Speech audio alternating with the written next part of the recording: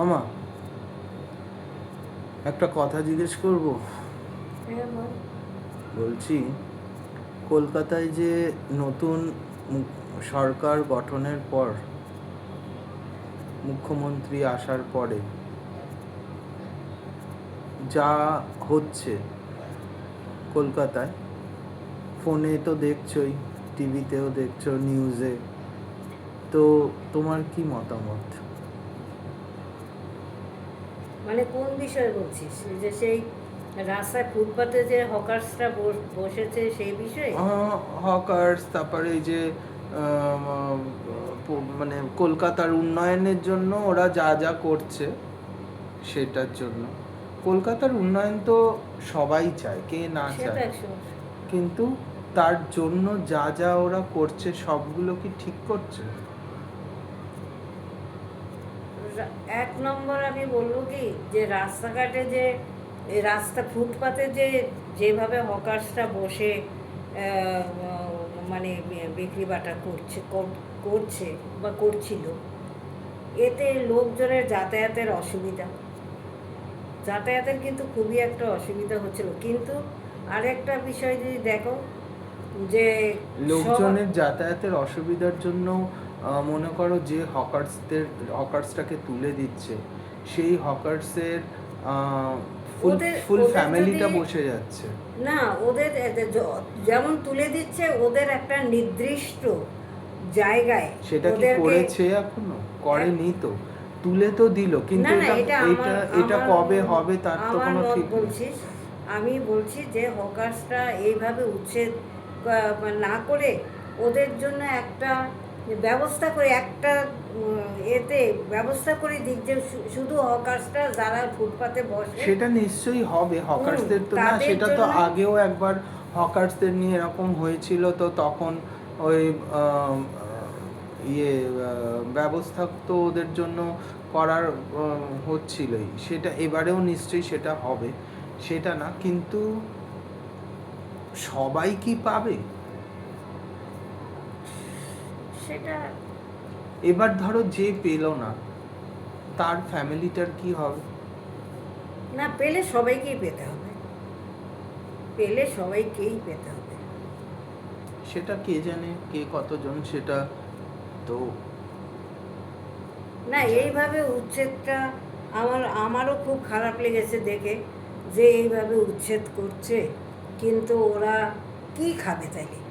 আবার দেখছি কি মারধরও করছে। মারধর করার তো কোনো প্রয়োজন দেখো, নেই। যে জায়গায়, সরকারি জায়গায় ওই যে সেই বুলডোজার অভিযান যেটা চলছে আর কি, সেইটা কিন্তু অনেক আগে থেকে নোটিশও গেছে ওদের কাছে, তো সেই ব্যাপারটা নিয়ে আমি কিছু, আমার মতামত নেই, কিন্তু এই হকার্সদের ব্যাপারটা সত্যি খুব গায়ে লাগছে। কেউ তো আর মানে ইচ্ছে করে হকারি করে না, প্রয়োজনেই তো করে হকারিটা। চাকরি নেই, কি করবে? দেখবে ওর মধ্যে কত লেখাপড়া জানা শিক্ষিত ছেলেরাও আছে, তাই তো। তা কি করবে? কিছু তো একটা করবে না, হকারি যারা করছে তারা কিন্তু সত্যি শিক্ষিত কিন্তু রয়েছে। সেই কথাই তো বলছি, যে ওইখানে দেখবে শিক্ষিত ছেলেরাও আছে, চাকরি পাচ্ছে না, তা একটা কিছু তো করে খাবে ওরা। হ্যাঁ, চুরি ডাকাতি তো আর চুরি ডাকাতি তো আর করতে পারবে না, কিন্তু সেই জন্যে ওরা ওইরকম হকারি করছে। কিন্তু আমার খুব খারাপ লেগেছে, ওরা তো এরকমভাবে তো তুলে তো দিচ্ছে, আবার মারধরও করছে। কিন্তু এটা তো করা উচিত নয়, এটা আমার মনে হয়। কিন্তু ওদের জন্য ওইভাবেই একটা ব্যবস্থা করা উচিত, যে একটা জায়গাতে এই হকার্সদের জন্য যতটুকু জায়গা, ছোট ছোট জায়গা হকারি যদি করে, তাহলে হকারি করার মতন ছোট ছোট জায়গা মানে ব্যবস্থা করে দেওয়া ওদের উচিত। ফুটপাতেও বসতে দেবে না, তাহলে কেউ পরিবারের লোকজনদের তো চলবে কি করে? কে খাওয়াবে? সেটাই তো আমার খুব খারাপ লেগেছে। আমি তো বলছি, তুলে তো দিচ্ছে, আবার সে দেখছি মারধরও করছে, এটা তো উচিত না এই সরকারের। না, কলকাতাটাকে ওরা এখন মানে সেদিনকে আমি দেখছিলাম ফেসবুকে দিয়েছে যে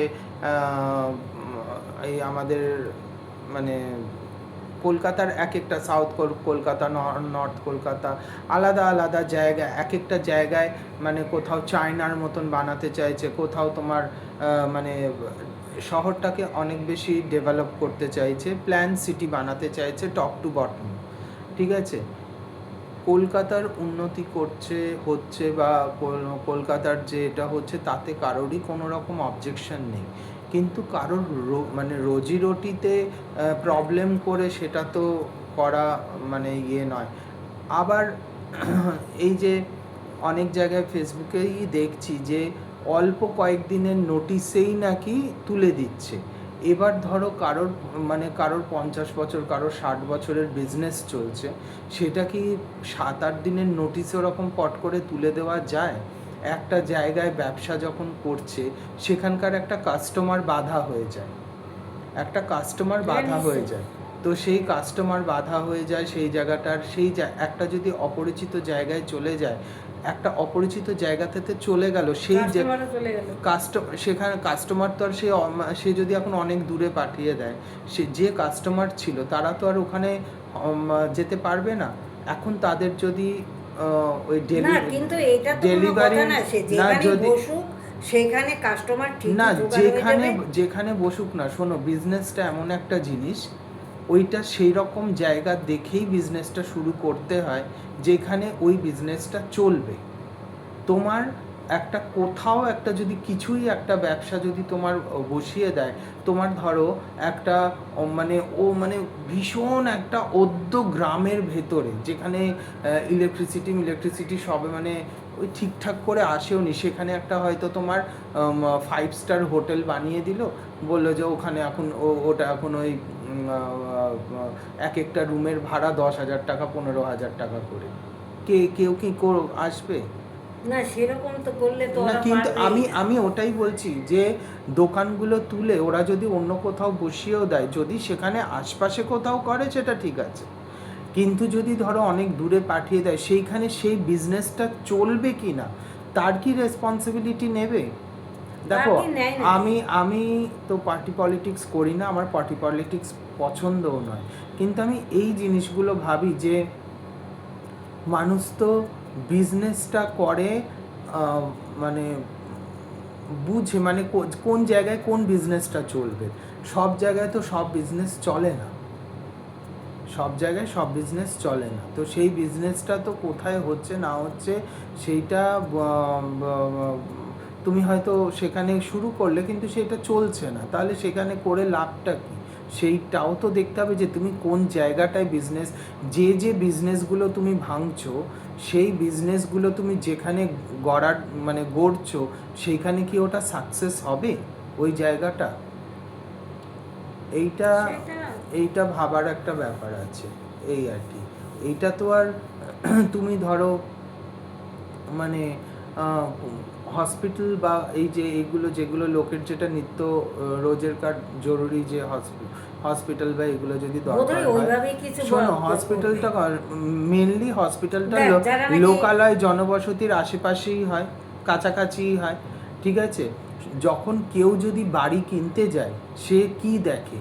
আমার হাতের কাছে ওষুধের দোকান আছে কিনা, আমার হাতের কাছে বাজার আছে কিনা, আমার হাতের কাছে হসপিটাল আছে কিনা, আমার হাতের কাছে কনভেন্সের সব কিছু ব্যবস্থা আছে কিনা। মিনিমাম এই রিকোয়ারমেন্টগুলো ফ্ল্যাট কেনা বা বাড়ি কেনার সাথে সাথে এই রিকোয়ারমেন্টগুলো থাকে। ঠিক আছে, তোমার ধরো বাড়ি ফ্ল্যাট হচ্ছে এখানে, হসপিটাল হচ্ছে তোমার 3 ঘন্টা দূরে, তো লোকে এইগুলোও তো একটা চয়েসের ব্যাপার রয়েছে, কোথায় বিক্রি হবে না হবে, কোথায় হবে। উচিত কি, যারা ফুলের ব্যবসা করে, ফুল বিক্রি করছে, কোনো মন্দিরের আশপাশে ওদের দিলে ভালো হয়। আবার যারা নাকি দেখবি ওই হসপিটালের অনেক কিছু তো থাকে, নামগুলো আমি জানি না, সেগুলো হসপিটালের ওইখানে দিলে ভালো হয়। সেটা কোথায় কি দিলে ভালো হয় তা জানি না। এই ভিডিওটা, তোমার ভিডিওতে মোটামুটি ভিউজ তো হয়, যদি কেউ যদি শোনে ভিডিওটা, যদি কারোর অবধি কথাটা শোনে, ব্যবসা তুলে সেই জায়গাটা যেহেতু গভর্নমেন্টের প্লেস, ওরা নিচ্ছে, সব কিছু মেনে নিচ্ছে তো সকলেই, সব কিছু ঠিক আছে, কিন্তু তার পরিবর্তে তারা যদি সত্যি ব্যবসার অন্য কোথাও ব্যবস্থা করে না সেই করে তো দেয় অবশ্যই উচিত। উচিত। আর উচিত। আই থিঙ্ক করবেও। যদি করে এমন জায়গাতেই করা হোক যেখানে যে মার্কেটটা ওরা ধরে রেখেছিল তাতে যেন ওদের কোনো ঘাটতি না হয়, প্রবলেম না হয় ওদের না একটা শোন, আরো একটা সেটা। কথা আছে, ওরা যেখানে চয়েস করে এরকম যদি ওরা একটা করে দেয় হকার্সদের জন্য, তবে একটা জায়গাতেই লোকেও জানবে যে ওইখানটাই গেলেই সব পাওয়া যাবে, তো লোক ওইখানেও যাবে, ওইখানে যাবে না তা নয়। আমি এই কথাটা খালি হকার্সদের জন্য বলছি না, হকার্স এবং সাইড বাই সাইড যাদের তবে ওদের একটা কিন্তু বিজনেস পার্মানেন্ট হওয়া উচিত। তুলে আর দিচ্ছে পার্মানেন্ট মানে ওদের একটা ব্যবসা একদম, ওদের যদি যেগুলো- পার্মানেন্ট যদি একেবারে লাইসেন্সের সাথে যদি দিয়ে হ্যাঁ, দেয় করে দেয় তাহলে সে- কখনোই কোনো আমার ভীষণ হবে না। খারাপ লেগেছে যতই হোক, কিন্তু এসে উইদাউট নোটিশে ওদেরকে এসে নোটিশ আগে করেছে, কিন্তু যখন করছে ওদেরকে একটু ভালো মতন প্রথমে বলা উচিত যে তোমরা ভাই যাই হোক, সরকার যে উন্নয়নের জন্য যে ব্যাপারটা করছে সেটা সবাই বুঝছে এবং বোঝে বলেই সবাই তো অ্যাকসেপ্টও করছে, কিন্তু সাময়িক প্রবলেম যেটা হচ্ছে সেই প্রবলেম আশা করি খুব তাড়াতাড়ি ঠিক হয়ে যাবে এবং সবাইকার মানে সুন্দরভাবে তাদের যেটা জীবন কাটাতে পারে সেইটার সেটা আমার তো যাতে ভীষণ করতে ভীষণ খারাপ লেগেছে সেটা দেখে যাতে করতে ওদেরকে পারে হকার্সের কন্টিনিউ, সেটাই আর কি ওদেরও ঠাকুরের তো কাছে প্রে করব। ওদেরও তো বাড়িতে মা বোন বাচ্চা বউ সব রয়েছে, তো এটা করেই তো খাচ্ছে না ওরা।